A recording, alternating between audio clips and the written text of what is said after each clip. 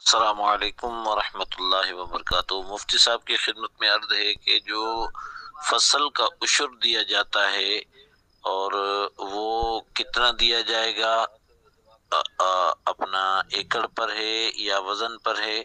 اور دوسری بات یہ کہ اگر جو جتنی بھی اس کی آمدن آئے جو وزن ہو، تو اس میں سے جو بھی اس فصل پر خرچ لگا ہے وہ خرچ نکال کر ہم جو ہے نا وہ عشر نکالیں گے، یا خرچ نکالے بغیر ہی ہم عشر نکالیں گے؟ اس کی تھوڑی وضاحت فرمائیے گا، شکریہ۔ جی وعلیکم السلام رحمۃ اللہ وبرکاتہ۔ میرے بھائی، آپ کا سوال ہے کہ کتنے من گندم ہو تو اس کا عشر بنتا ہے؟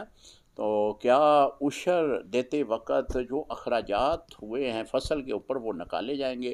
جی محترم، اخراجات تو نہیں نکالے جائیں گے، بلکہ جو فصل آپ کو حاصل ہو رہی ہے اس حاصل ہونے والی جو فصل ہے اس کے اوپر ہی آپ عشر دیں گے۔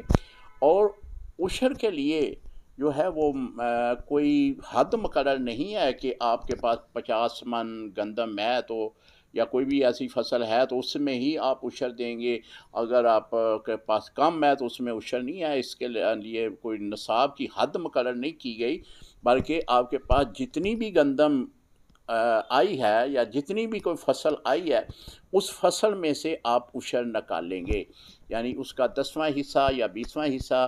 جس طرح کہ اگر آپ نہری پانی بارشی پانی سے فصل سیراب کرتے رہے ہیں تو اس میں تو عشر دینا ہوگا، تو لہٰذا یہی ہے کہ اس میں آپ عشر دیں گے۔ اس میں کوئی بھی اخراجات کی رقم نکالے بغیر کل فصل سے آپ عشر دیں گے۔